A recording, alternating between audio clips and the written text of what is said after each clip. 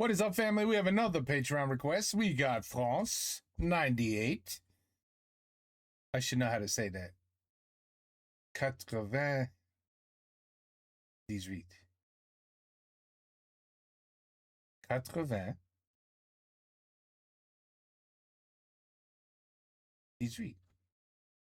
I said that right, didn't I? Yes, I did. All right, anyway, pour l'éternité. Maybe. The story continues.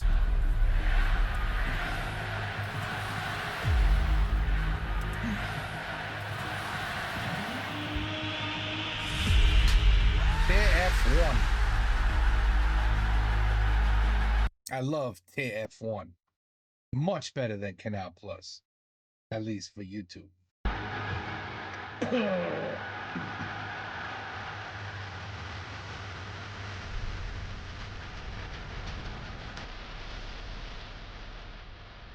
Février 1994. Aimé Jacquet reprend les rênes de l'équipe de France. Malgré une qualification difficile pour l'Euro 96, les Bleus se hissent dans le dernier carré qui leur servira d'élan pour la préparation au Mondial 98 en France. Une préparation peu enthousiasmante et des critiques qui fusent à l'encontre d'Aimé Jacquet. L'Euro 96 où il nous a ennuyés à mourir, où il s'est trompé dans ses choix tactiques et où il a été battu. Après les espoirs de la génération Copa en 58, puis celle de Platini dans les années 80 sur la scène mondiale, les Zidane, Djorkaeff, Barthez, Blanc, Thuram, Deschamps, Petit, Henry, Trezeguet, Desailly et les autres feront rayonner l'équipe de France Black Blanc Beurre. Une France de toutes les origines et de toutes les cultures, voici comment les Bleus ont fait chavirer la France entière en décrochant cette petite étoile, la première de l'histoire de l'équipe de France.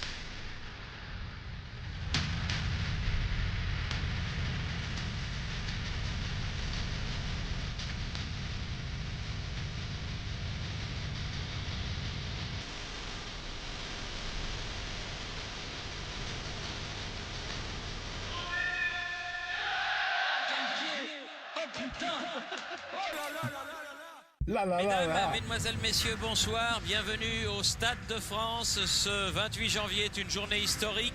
La France possède enfin un stade digne de ce nom, un stade de 80 000 places dans lequel on pourra faire disputer les plus grandes 880,000. That's big. compétitions du monde, que ce soit en football, en rugby, en athlétisme et dans bien d'autres sports. Nous sommes à 6 mois de la Coupe du Monde, et contre l'Espagne en amical, le terrain gelé n'empêchera pas Zinedine Zidane de devenir le premier buteur de l'histoire de l'Arène de Saint-Denis pour une courte victoire 1-0. Le sélectionneur Aimé Jacquet peaufine son 11 de départ en multipliant les essais avec Ibrahim Ba, Alain Bogossian, Bernard Diomède et Stéphane Guivarch. Alors avant de me faire reprendre par les Bretons, je sais très bien qu'on dit Guivarch, mais je vais le dire à la française, Guivarch. Et celui-ci réalise une saison sensationnelle avec l'AJ Auxerre, au terme de laquelle il inscrira 46 buts en 53 matchs, toutes compétitions confondues. Et la saison est très longue pour le Breton qui a débuté son exercice en juillet 97, et avec de telles stats, il ne peut que figurer parmi la liste des 22 d'Aimé Jacquet. Oui, à l'époque c'était 23 et non pas 22, pourtant il y avait bien 3 gardiens, me demandez pas, c'est comme ça. Second match amical de l'année en février 98 au stade Vélodrome face à la Norvège. Une rencontre spectaculaire où les Bleus mèneront 2-1 grâce à un superbe but de Zidane. The ball handling. Oh my God. I have to look at that again. It was too beautiful. The way the control. Mèneront 2-1 grâce of the what is it that even can I say dribbling? I don't even know what's the right methodology of saying what he's doing here. This is I don't know. This is C'est un superbe but de Zidane. That's ridiculous. Hélas, les Norvégiens égaliseront par Tor André Flo et passeront même devant à la 89e. Mais sur une passe décisive du jeune Robert Pires, Marcel Desailly égalise dans les derniers instants et arrache le match nul 3-3. On passe très près de la déconvenue et cela ne rassure pas les observateurs. Car fin mars, un déplacement en Russie dans le froid glacial de Moscou va confirmer les inquiétudes. Aimé Jacquet fait face à une cascade de forfaits avant ce match, et en plus le gardien remplaçant Lionel Letizia commet une énorme bourde qui lui coûtera certainement sa place au mondial. Les Bleus s'inclinent 1-0 à Moscou, et difficile de tirer des leçons après une telle charpie. Même topo pour un match fin avril en Suède, malgré une bonne première sélection de Nicolas Anelka, score final 0-0. Voilà. Ainsi donc se termine le dernier rassemblement avant la liste des 22, et moi qu'on puisse dire c'est qu'on n'est pas rassuré. Et forcément, les performances décevantes des Bleus déclenchent une vague de scepticisme chez les médias français, notamment à l'encontre d'Aimé Jacquet. L'Euro 96 où il nous a ennuyés à mourir, où il s'est trompé dans ses choix tactiques et où il a été battu. Et le tournoi de France où il nous a guère enthousiasmés et où il a été battu. Aimé Jacquet, moi je crois que sa stratégie a fait perdre la Coupe d'Europe à la France. Et je suis pessimiste pour les championnats du monde, pour la Coupe du monde. Bien évidemment, les critiques font partie du football, mais cela tourne en acharnement lorsque certains se moquent de l'accent d'Aimé Jacquet, ou que le journal L'Équipe le considère comme un brave type qui émet des soupirs, et le traite même de paysan de son lieu de naissance. Heureusement que certains, comme l'acteur Pierre Arditi, connaissent un peu le football. Le crime de cet homme-là, finalement, vis-à-vis des médias, c'est de ne pas avoir un don véritable de la communication. Mais on s'en fout. Faut cesser de penser que cette équipe de France est une équipe de ringards dirigée par un ringard. Mais il y en a marre de ce discours. Il y en a marre qu'on lui foute la paix et qu'on le laisse travailler. Et on en reparlera après. Et il ne va pas arranger son cas en prenant tout le monde de court le 5 mai, où Aimé Jacquet annonce non pas une liste de 22, mais de 28 joueurs. De quoi lui laisser le temps de répondre à ses dernières incertitudes. Et juste avant que les Bleus ne s'envolent fin mai pour le Maroc, afin d'y disputer le tournoi Hassan II, 6 joueurs doivent être écartés de la liste. Et le 23 mai 98, le verdict tombe. Lionel Letizia, Pierre Lègle, Martin Djetou, Sabri Lamouchi, Ibrahim Ba et Nicolas Anelka ne seront pas de l'aventure France 98. C'est donc Thierry Henry qui sera préféré à Nicolas Anelka. Pourtant, l'ancien parisien faisait partie des grands artisans du doublé d'Arsenal en 98, Première Ligue et FA Cup, avec ses 17 buts en 35 matchs de championnat. Et même si sa première sélection était plutôt intéressante contre la Suède, Jacquet avait déjà son plan en tête avec Thierry Henry, David Trezeguet, Stéphane Guivarch, Yuri Djorkaeff et un cas qui fait énormément débat, Christophe Dugarry, auteur d'une saison famélique. Et Aimé Jacquet fait bien comprendre que l'objectif n'est pas forcément de construire un projet de jeu avec les joueurs les plus talentueux, mais de prendre ceux qui emmèneront l'équipe le plus loin possible dans cette Coupe du Monde. Il n'empêche qu'à la veille du mondial, les interrogations sont nombreuses, entre la défiance de la presse à l'égard des choix du sélectionneur et un jeu qui laisse rapidement place à l'ennui. Cette équipe de France n'incite pas à l'optimisme. Elle a encore tout à prouver, mais malgré ce climat tempéré, il y a quand même des raisons de croire que cette équipe peut se transcender. La France remporte le tournoi Hassan II après un succès 1-0 contre ses voisins belges et un match nul de partout contre le Maroc qui débouchera sur une séance de tir au but remportée par le Maroc pour l'honneur, même si à la fin c'est bien la France qui remporte le tournoi. Et pour l'ultime match de préparation, ce sera encore un déplacement. Aimé Jacquet l'a révélé lui-même, après le match de la Norvège en février, la France n'a disputé que des matchs à l'extérieur, et ce afin de protéger les joueurs de la pression médiatique. Et pour ce dernier match contre la Finlande, juste avant le mondial, une fois de plus, ces 90 minutes sont très compliquées, mais Trezeguet libère les Bleus en toute fin de rencontre pour un court succès 1-0 à Helsinki. Ça y est, nous y sommes, c'est la fin de la préparation, on entre désormais dans le vif du sujet. Et au premier tour de leur mondial, les Bleus affronteront l'Afrique du Sud, finaliste de la dernière CAN, l'Arabie Saoudite et le Danemark qui les avait battus à Copenhague fin 96. Alors à l'époque, on peut pas dire que ce soit un groupe très compliqué, mais pour passer ce premier tour, fallait quand même que les Bleus évoluent à un très bon niveau. Et au départ, c'était pas gagné. Car petite anecdote révélée par les joueurs, la veille du match contre l'Afrique du Sud, lors d'une opposition entre les supposés titulaires et les supposés remplaçants, qu'est-ce qui se passe ? Eh ben les titulaires sont catastrophiques. Non mais mettez-vous 2 secondes dans la tête d'Aimé Jacquet, imaginez la dose de stress, mais il est trop tard pour tout bouleverser. Il va falloir néanmoins effectuer 1 ou 2 ajustements.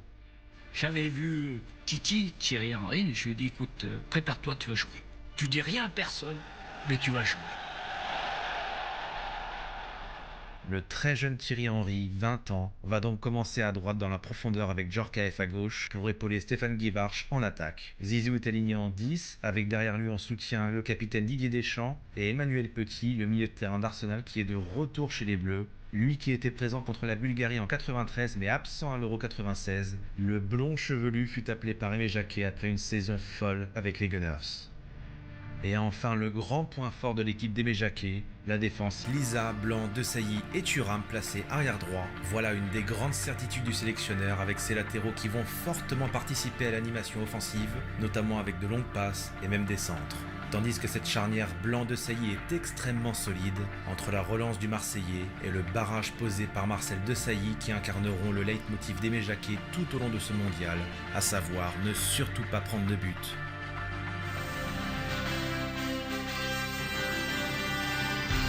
Very good strategy. Don't let them get goals.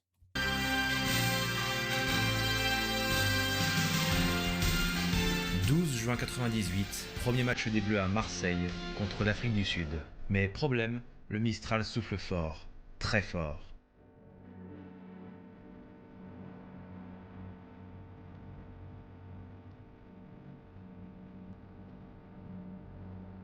Et là, le vent, c'est très fort, mais pour les deux équipes, pas juste une, you know? So, yes, it sucks, but it sucks for both of them. You can't really say nothing about it. Man. Et coup dur à la 29e, Guivarch se blesse et doit céder sa place à Christophe Dugarry, en pleine crise de confiance avec l'OM après n'avoir marqué qu'un seul but depuis son arrivée en janvier 98.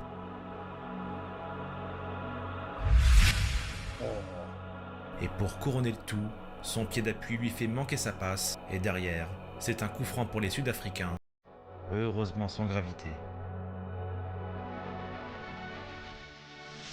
Mais 5 minutes après son entrée en jeu, à la 34e sur corner, la lumière vint de son meilleur ami, Zinedine Zidane. Quel symbole! Les critiques acerbes des journalistes envers Christophe Dugarry vont le pousser à faire la grimace à la tribune de presse. Une belle revanche pour lui, la France mène 1-0 et ce but libère tous ses coéquipiers. Et si les Sud-Africains n'ont pas dit leur dernier mot, dans le dernier quart d'heure, le jeune Thierry Henry est littéralement intenable. Et sur cette frappe de Djorkaeff, le Marseillais Pierre Issa marque contre son camp.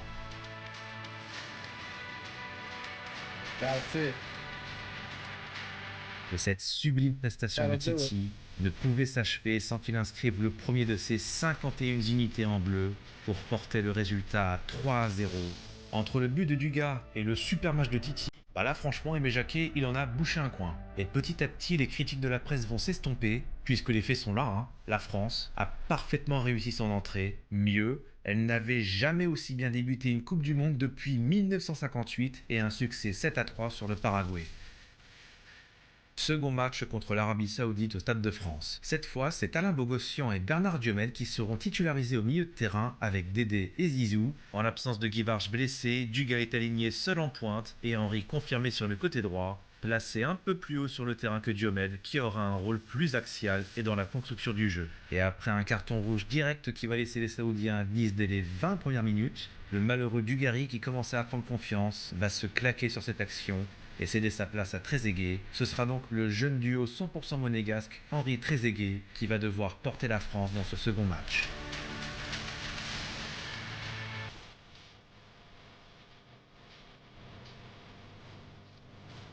Titi 2 fois, puis David Trezeguet et même Lisa vont porter la marque à 4-0. Grâce à de bons résultats dans les autres matchs, la France est d'ores et déjà qualifiée pour les huitièmes de finale. You guys are dominating. Seul bémol de cette belle soirée, l'expulsion de Zidane. Yeah, what did he just do there? Expulsion de Zidane. Oh, c'est pas gentil ça c'est un méchant. And they just threw his ass out, huh? Pas un regard d'Aimé Jacquet envers son numéro 10, En écopant de 2 matchs de suspension, le milieu de terrain de la Juve ne pourra revenir qu'en cas de qualification pour les quarts de finale, si bien que son capitaine Didier Deschamps laissera éclater sa colère. Zinedine, c'est impardonnable. Déjà sur les matchs amicaux, il a failli se faire expulser. Et là, bon, ici, on sait que c'est un joueur impulsif, mais bon, il va nous condamner sur 2 ou 3 matchs. Je pense qu'il va les prendre. Donc, sachant l'importance qu'a Zinedine Zidane dans notre jeu, c'est vrai que c'est un atout important que l'on perd et ça va pas être évident maintenant. Hey, he lost his temper. Déjà qualifié avant même le 3e match, Aimé Jacquet va faire tourner son effectif contre le Danemark à Lyon. Fabien Barthez restera dans les cages après le refus de Bernard Lama de prendre part à cet ultime rendez-vous du groupe C, et ce afin de ne pas perturber l'équilibre du groupe, et ça, c'est tout à son honneur. Pourtant, quand on pose la question à Fabien Barthez sur la concurrence avec Bernard Lama, il va jamais répondre, donc à mon avis, c'était très compliqué. Néanmoins, sur une question de penalty, d'abord de Djorkaeff, puis de Michael Laudrup, la France et le Danemark sont à égalité un partout à la pause, avant qu'en début de seconde période, Emmanuel Petit ne permette aux Français d'arracher la victoire 2-1, 3 matchs et autant de succès. C'est à ce jour la seule et unique fois que les Bleus réalisent le grand chelem en phase de groupe dans une Coupe du Monde. Qui aurait prédit ça avant le début du tournoi? Pas la presse. La France termine en tête de son groupe et affrontera Lens en 8e de finale. But did you guys have confidence? That's the question. Or were you listening to the media like, oh shit? Never listen to the media. Adversaire qui a tout du piège parfait, le Paraguay de Gamarra et surtout Chilavert. Et sans s'en rendre compte, Aimé Jacquet a peut-être commis une erreur en faisant trop tourner son effectif contre les Danois. Car seuls 6 joueurs alignés contre le Paraguay étaient titulaires à Lyon, et même si Henry est entré en jeu contre le Danemark, le manque de rythme de presque la moitié des titulaires au stade Bollaert va peser sur leur manque d'efficacité.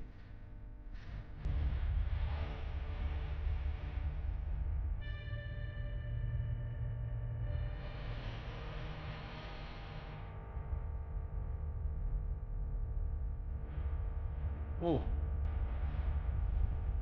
Les Paraguayens rendent les Français muets et Bernard Diomède déçoit énormément.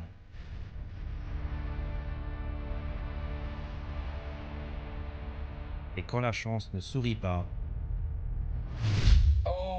pas de but à la pause, toujours privé de Zidane suspendu, Jacquet fait entrer un ailier, Robert Pires à la place d'Henry légèrement touché, ainsi que Bogossian à la place de Petit et Guy Varche à la place de Diomède. On va donc avoir un duo Guy Varche très aigué, tandis que Pires et Djorkaeff vont rester dans les couloirs pour tenter de servir les 2 attaquants, mais rien n'y fait. Le marquage individuel des Paraguayens empêche toute construction des Français, que c'est du... Fin du temps réglementaire, 0-0, prolongation. Je me rappelle, j'étais chez mes parents en Normandie, il faisait une chaleur de dingue comme on n'avait jamais eu en Normandie ce jour-là. Et j'ai encore l'image de ma maman qui était en stress devant la télé.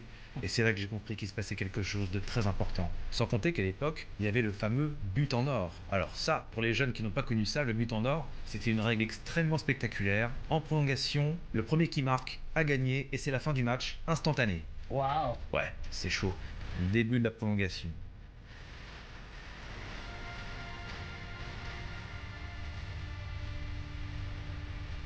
Le chronomètre tourne et la peur s'installe. Non, ça ne peut pas s'arrêter là. Et ce véritable monstre dans les cages paraguayennes n'attend qu'une chose, la séance de tir au but. Here we go. I'm gonna guess they have a very good goalie for him to say that. Fin des 15 premières minutes, on bascule alors dans la seconde partie de la prolongation.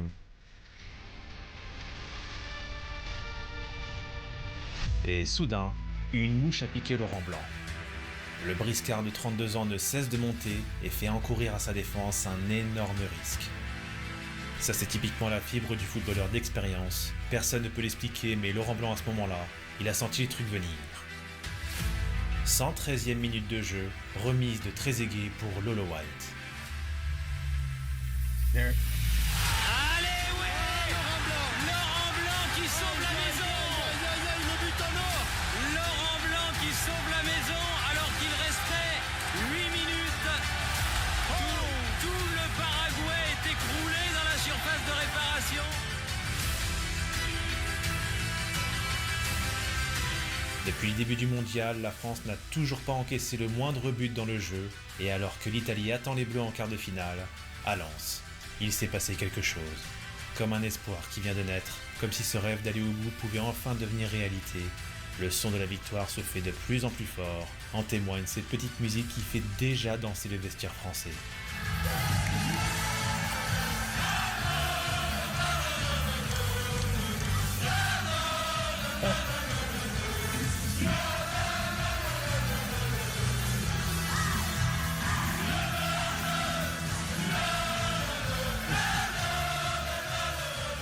I know you guys love hearing that. That makes you feel good. Stade de France, quart de finale de Coupe du Monde. Les Français, en blanc, affrontent la Squadra Azzurra, finaliste en titre du dernier mondial. La sélection de Cesare Maldini, avec son fils Paolo sur le terrain, présente un effectif pléthorique, dont Christian Vieri en feu lors de ce mondial avec ses 5 buts inscrits. La Nazionale a beau laisser la légende Roberto Baggio sur le banc, elle n'en reste pas moins favorite. Du côté des Français, Zidane est de retour. Pour barrer la route aux attaquants italiens, Aimé Jacquet va concocter un milieu à 3 avec Carambeu qui prend place aux côtés de Deschamps et Petit. Et cette petite trouvaille tactique va être ultra importante pour les Français, car dès les premières minutes, la France entre parfaitement dans son quart de finale.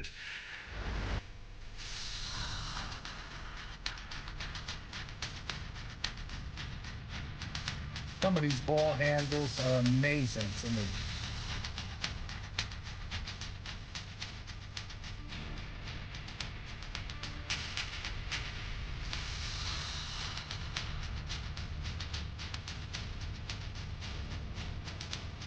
Oh. Même si Barthez doit garder un œil sur Vieri, la bataille du milieu de terrain est remportée par les Français.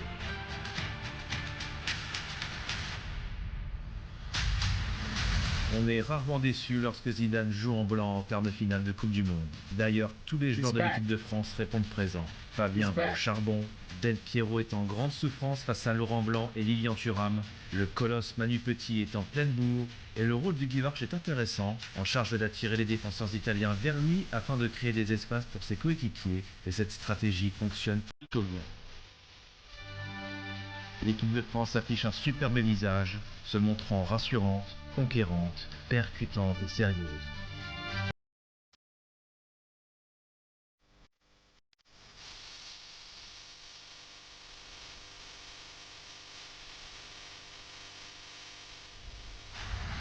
Et juste avant la pause, oh non, Yuri!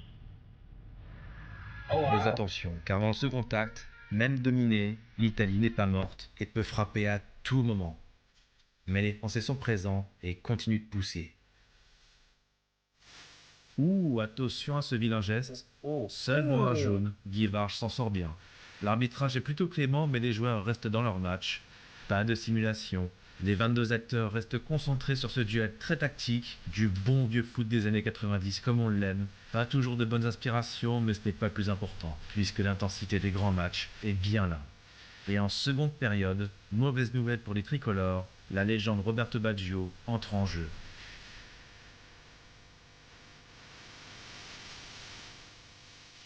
« 0-0 à la fin du temps réglementaire, nouvelle prolongation. L'ombre du but en or plane sur le Stade de France. Et soudain...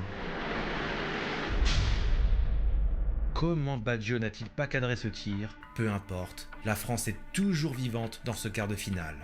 Yeah, so one each. One easy goal missed by each team. Et comme en 96, Yuri Djorkaeff manque à son tour le but en or.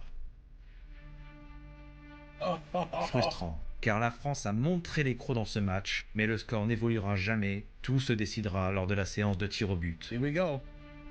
Et là, un truc très marrant, l'entraîneur des gardiens, Philippe Bergerot, avait regardé pendant plusieurs années l'endroit où les Italiens tiraient leur penalty. Et Barthez, vous le connaissez, on l'a dit dans la vidéo qui lui a été consacrée. Il s'en fout complètement, lui, c'est que le feeling. Et du coup, Philippe Bergerot, on l'imagine un peu vexé, déchire son papier et Barthez se lance dans un fou rire. Quelle incroyable décontraction du portier français, pourtant sur le point de prendre part à une séance de tir au but lors d'un quart de finale de Coupe du Monde.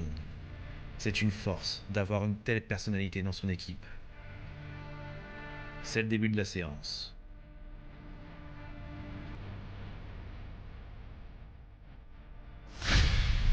Aïe, Lisa manque son tir, mais immédiatement Fabien stoppe la frappe d'Albertini. Oh.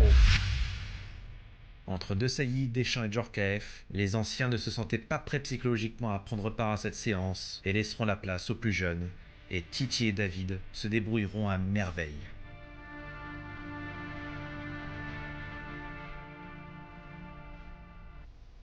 Lolo prend ses responsabilités et c'est au tour de Di Biagio de se Is it really gonna end like this with a block? présenter face à Barthez. Oh, he missed!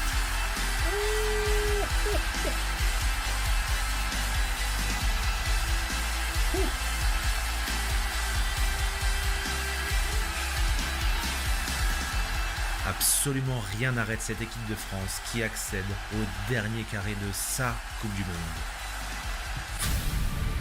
Ah, demi-finale de Coupe du Monde, c'est toujours là que les Français échouent, que ce soit en 58, 82 ou 86. Et les souvenirs sont parfois très douloureux. Mais cette fois, il n'y aura pas d'Allemagne en face, battue sèchement 3-0 par la surprenante Croatie en quart de finale. Wow. Une Croatie impressionnante pour sa première Coupe du Monde avec son capitaine charismatique Zvonimir Boban et son redoutable attaquant Davor Šuker. Et dans sa stratégie de ne surtout pas encaisser de but, Aimé Jacquet reconduit son milieu à 3, Petit, Deschamps, Carambeu, avec toujours le même objectif de fermer les couloirs lorsque Lisa et Thuram sont montés. Et les Bleus débutent plutôt bien la partie.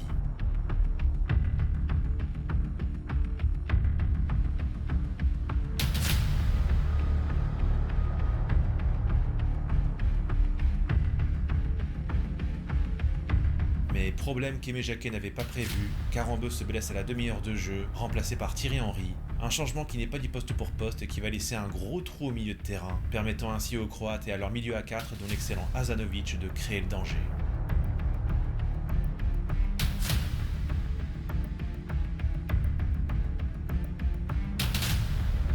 Pas de but à la pause, et comme dans toute cette phase à élimination directe jusqu'ici, la France ne trouve toujours pas l'ouverture lors des 45 premières minutes. Et l'attitude des Bleus dans la seconde partie du premier acte va faire réagir Aimé Jacquet dans les vestiaires. Alright, doing Ça fait 20 fine. minutes de bonne. Et après, on recule. Il n'y a pas 36 solutions, les gars. Ou on remonte tous, ou on recule tous. C'est un choix. Alors ça fait 50 mètres entre l'attaque. On risque pas d'être dangereux, les mecs. C'est fini, hein. C'est eux qui se rigolent. Jouez à l'heure. Ils passent au milieu, ils montent devant, tranquillement. Vous reculez. Problème. On peut plus jouer, là. On peut plus jouer à foot. Impossible. Ou on remonte tous en bloc, ou on redescend d'un cran. C'est comme vous voulez. Vous prenez le choix. On est en train de s'annuler toutes nos chances. Pas difficile. Alors où on réagit et on y va, parce qu'il y a une finale au bout, ou vous laissez tomber. Et vous attendez. Vous attendez qu'on jette la pièce en l'air. Il n'y a personne qui bouge. Personne ne réagit. On est à 10 mecs à mort. A good speech. Vous avez peur de quoi? Vous avez peur de qui? Peur? Vous allez perdre, les gars. Je vous dis, vous allez perdre. Vous n'avez pas de soucis à vous faire. Oh, this. You know what? This wakes people up when your coach starts talking like this. Eh ben, il faut remonter. Eh, il faut prendre une décision. Ou alors le bloc qui redescend. Mettez-vous d'accord, c'est ce que je suis en train de vous dire. On revient alors, on se replace. Les 3 de devant, on Oh. retourne l'écran et puis on fait bloc. Pas 36 solutions. Alors cette réaction d'Aimé Jacquet, vous l'avez deviné, extraite du documentaire Les yeux dans les bleus, est vraiment très intéressante parce qu'en fait, il leur donne pas des instructions très claires. Il Non. leur dit, vous reculez ensemble ou vous avancez ensemble. Yeah, Donc you vous make the décidez, mais decision. vous jouez pas chacun de votre côté. Ouais. Sinon, vous allez perdre. C'est Play as a freaking team is what he's saying. Either all of you suck or all of you be amazing, but do it together. sûr. Tu comprends? Mais malgré les mots forts du sélectionneur, dès le retour des vestiaires, ces Croates extrêmement malins vont profiter du contretemps des Français à travers une splendide combinaison conclue par ce diable de Davor Šuker. Pour la première fois, Barthez encaisse un but dans le jeu. Pour la première fois dans ce mondial, la France est menée au score. It's all Mais right. le supplice sera de très courte durée, puisqu'une minute plus tard,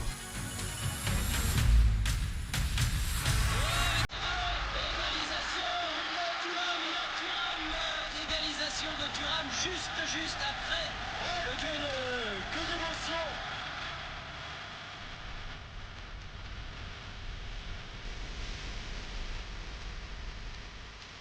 Et à la 69e...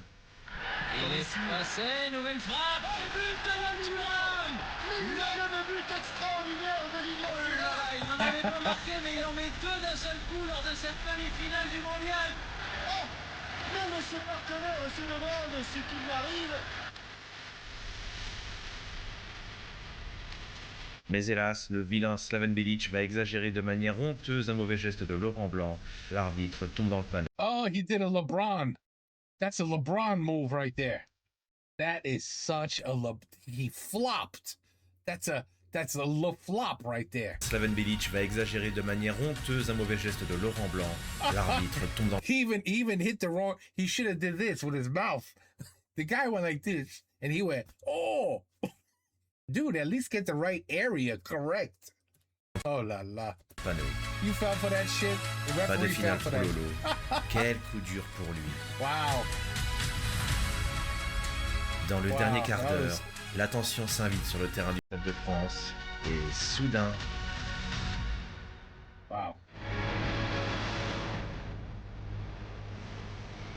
Good.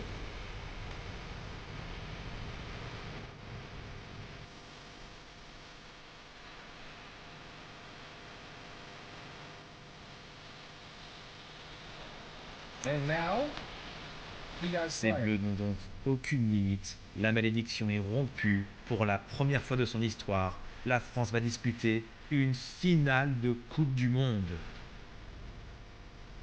By the way, I can't believe you guys won the PSG again.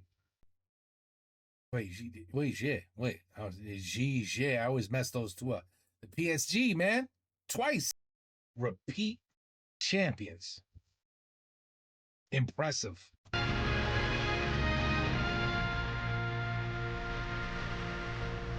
You guys have been playing very well for a long time.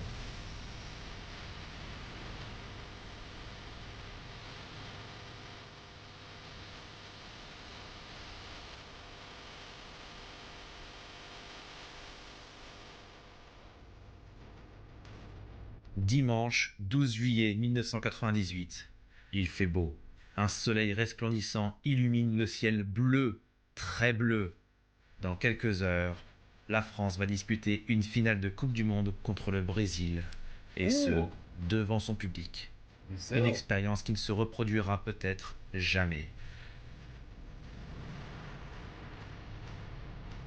Et lors du départ du quart des joueurs direction le Stade de France, une marée humaine sans discontinuer tout au long du trajet. True fans. True fans. True fans. J'allais hurler au Stade de France. Oh, look at this, Johnny Holiday, qu'est-ce qu'il veut? Wow. A beautiful thing. Rest in peace, my brother. Bon match, merci. Oh, je me rappelle, toutes les télés étaient en duplex, c'était édition spéciale partout. Ce 12 juillet 98 était une journée radieuse, pour ne pas dire parfaite. Le symbole d'une France forte, d'un esprit patriote qui envahit le public français, d'une ferveur populaire derrière cette génération que l'on surnommait la France Black Blanc Beurre. Les quelques aigris n'ont qu'à ronchonner tout seuls dans leur coin, car avant même cette soirée magique qui nous attend, la France du foot est déjà en liesse. L'histoire est en marche.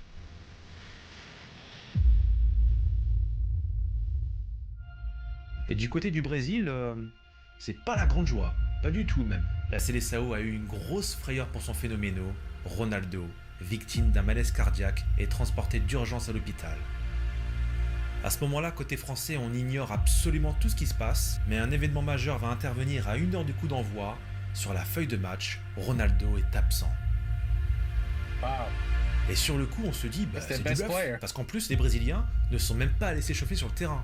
Je sais pas si vous vous rendez compte, c'est dingue. Ils sont échauffés, vous savez, dans la salle qui est à côté du vestiaire, là, la salle chauffée. Finalement, Ronaldo est bel et bien titulaire.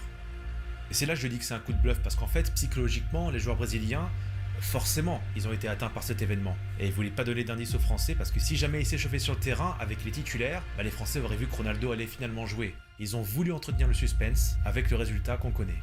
Alors c'est sûr qu'après une telle histoire, certains crient au complot, mais Ronaldo lui-même va balayer cette hypothèse d'un revers de main. Je pense que les gens aiment les théories du complot, ce ne sont que des... Ce n'était pas mon meilleur match, mais j'étais prêt à jouer. Avant de rajouter, même si vous êtes le Brésil, les gens ne comprennent pas que ce n'est pas facile de remporter une Coupe du Monde, en particulier lorsque vous jouez la France à Paris.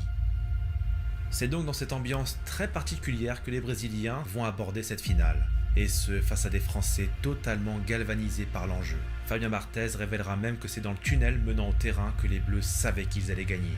Dès le départ, ils ont senti que les Brésiliens n'étaient pas dedans.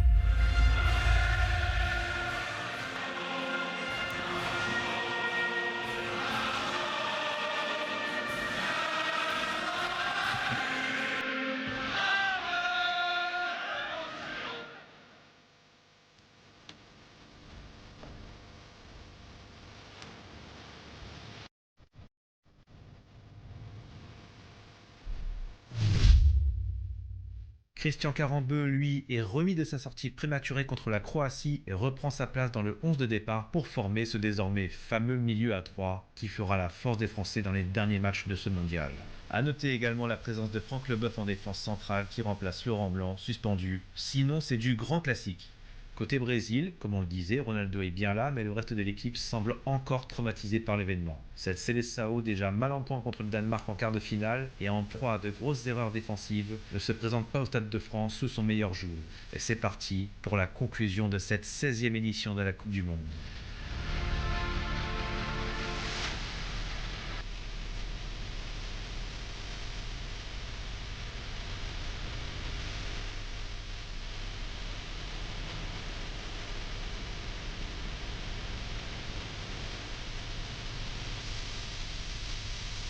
L'attaquant serrois ne trouve toujours pas le chemin du filet. Quel dommage, car Steph était vraiment un excellent joueur, et lui comme Djorkaeff feront preuve d'un cruel manque de réalisme dans cette finale.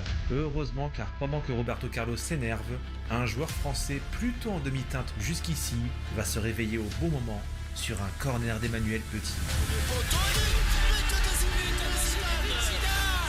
Zidane sur ce premier corner français place un coup de tête magistral et ouvre le score.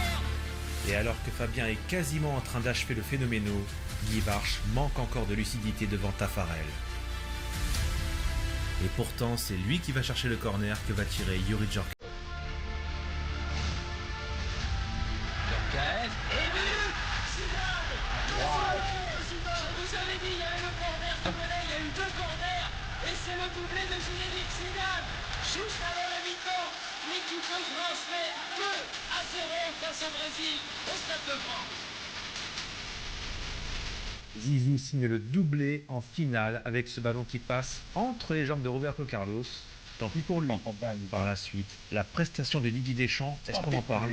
Il a été absolument impeccable, présent sur tous les ballons. C'est un véritable festival du capitaine et futur sélectionneur des Bleus.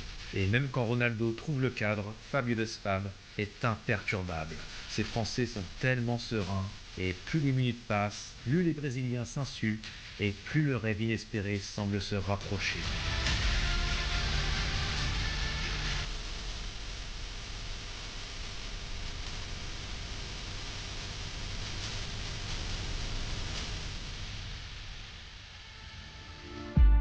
Après tant d'années d'injustice, de colère, enfin les larmes de tristesse laissent place aux larmes de joie. Et à la dernière minute, une contre-attaque menée par Dugarry sur une jambe fait la passe à Vieira qui remet sur Petit pour le feu d'artifice. Petit et but.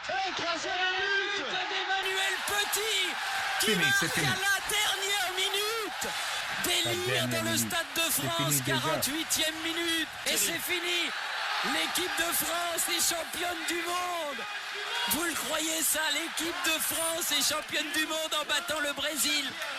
3-0, 2 buts de Zidane, 1 but de Petit. Je crois qu'après avoir vu ça, on peut mourir tranquille. Enfin, le plus tard possible, mais... Ah ouais, plus tard possible, oui. On peut. Ah, c'est superbe. Quel pied. Ah, quel pied. Oh, putain. Oh là là là là là là. Oh.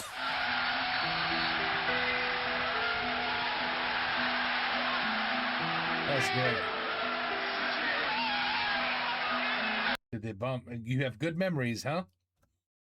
Good memories. If you're old enough. Oh.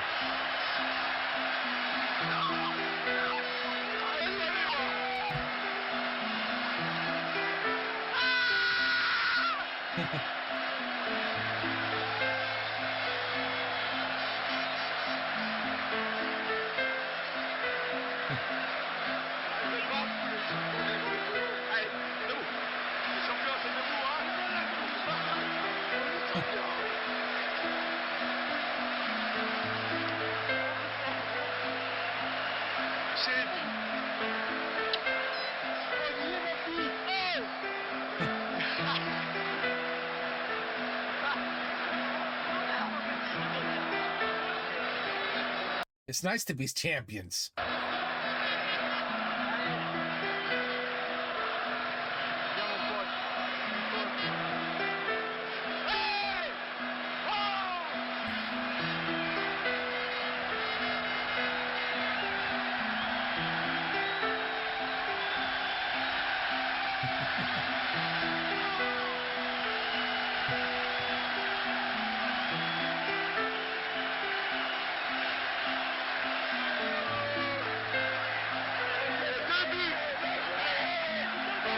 I tell you, that was a great speech my man did at halftime. Great speech. It's called Lighting the Fire Under Everybody's Cue.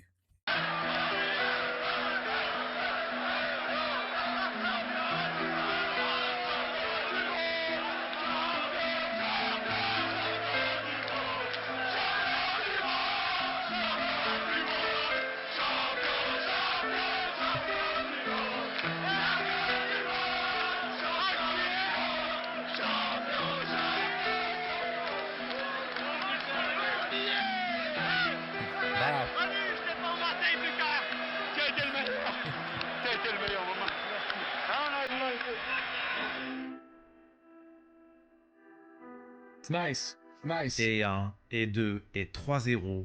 Non, ce n'est pas que du football, c'est bien plus que ça. Même si mes yeux innocents d'enfant ne se rendaient pas forcément compte de tout ce qui était en train de se passer, j'étais un petit garçon à l'époque, mais je me souviens de tout. Même du carton rouge de Marcel Desailly que presque tout le monde a oublié, pas moi. Le 12 juillet 98, c'était une journée incroyable et à coup sûr l'une des plus belles de ma vie. 25 ans après, ces images me font toujours chaud au cœur. Et forcément, un événement d'une telle ampleur déclenche une vague d'hystérie inédite en France. Il paraît même qu'il n'y avait jamais autant de monde dans les rues depuis la libération en 1945. Ouais. Et la joie se prolongera le lendemain sur les Champs-Élysées avec ce bus impérial qui ne parviendra jamais à traverser la foule trop compacte. Alors on profite de chaque instant, de ce moment de communion extraordinaire, de ces émotions que seul le football peut procurer, comme une comète devant laquelle on s'émerveille en sachant qu'elle ne repassera pas de sitôt. On ne pensait vivre ça qu'une seule fois dans notre vie. 20 ans plus tard, la France, entraînée par un certain Didier Deschamps, reproduira cet exploit incroyable, mais la seconde fois n'aura jamais la saveur de la première. Cette première étoile brillera au-dessus d'une France unie, avec des personnes de tout milieu, de toute race, de toute croyance, de toute culture, ayant oublié le temps d'un instant tous leurs soucis. On ne parle plus des tracas du quotidien, mais uniquement du sacre des Bleus. Oh, well, that always happens. If your team wins, all of a sudden everybody loves each other. Everybody's happy. Everybody's happy to go to work. They're smiling. It changes everybody for about 2 days. For about 2 days. And then you're like, back to my bullshit life. Le journal télévisé de Jean-Pierre Pernaut sur TF1 durera pas moins de 120 minutes. C'est extraordinaire, reportage de Philippe Moreau. Partout, on ne parle que de l'équipe de France. C'est comme dans un rêve d'une France multicolore et épanouie, joyeuse et resplendissante, heureuse et ravissante, radieuse et euphorique. Durant le mois qui a suivi ce 12 juillet 98, tout le pays respirait le bonheur. Certes, ce fut temporaire, mais quel rêve merveilleux ce fut. Une petite pensée pour Emile Kostadinov, parce que sans toi, on ne l'aurait pas décroché cette étoile. Merci Emile. Merci Zizou pour ce double coup de tête en finale qui te fera gagner le Ballon d'Or en fin d'année. Merci Lilian, merci Fabien, merci Lolo, merci Dédé et surtout, merci Aimé. Merci pour ta franchise, ton humanisme, ta loyauté, ton honnêteté. On avait été trahis par des journaux tout au long des années. Et la France a enfin vu qu'elle avait une grande équipe de France, qu'elle avait des grands joueurs et qui défendaient le maillot français. Et aujourd'hui, vous n'avez pas envie de pardonner? Non, je ne pardonnerai jamais. Jamais je pardonnerai. Good for him. I love that guy. Good for you. Et même si à l'avenir, on verra des finales de Coupe du Monde encore plus folles, la première étoile est et restera à jamais la plus belle pour les Bleus. Et ça, c'est pour l'éternité. Et voilà. Very good video. Another good video. I'll tell you though, you guys must love watching this if you're a football fan. This brings nothing. You're probably in a much better mood than you were before after watching this. Je comprends. Je comprends. Max to foot. Very, very good, my friend. Very good. Very good explanation of just everything involving football, the positions, the defense, the offense. I'm learning more and more. But voilà, France 98 pour l'éternité. Take care, peace out, les champions. À la prochaine.